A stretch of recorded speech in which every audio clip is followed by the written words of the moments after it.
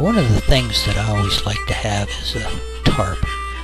It turns out to be quite handy to keep the rain off you, of course, and it's also good to give you shade. But all you really need are a couple of trees that are appropriately placed with a sort of a flat spot in between. And as you can see, all you really have to do is just throw the rope up over a limb, and you want to try to get it up pretty high. 15 feet or so is probably your best bet. Then you can tie the rope off either to itself, or maybe if you've got a little limb sticking out, you can use it, even tie it to another tree.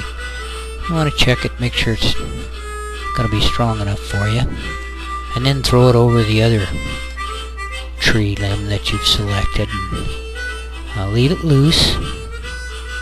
Just walk the tarp over the rope. Now try to roughly center it. Of course, you can locate your center eyelid on each end of the tarp, and that'll tell you exactly where the center is. It's a good idea to anchor at least one end of the tarp with, well, I like to use a wire tie, which is a trick my buddy over at Nutrioso taught me how to do. But you can also, of course, use a little piece of rope, or even a small bungee, or whatever you happen to have. And then once you have that arrangement all worked out, you tighten it up and walk the other end of the rope around the tree 2 or 3 times. And then once you're happy with the height of the tarp, you either tie it off to itself, or in this case it looks like we have a little limb there we can use. Throw a couple half hitches around that limb.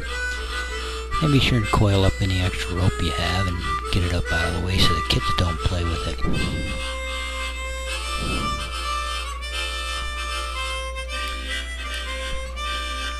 Finish tightening up the tarp.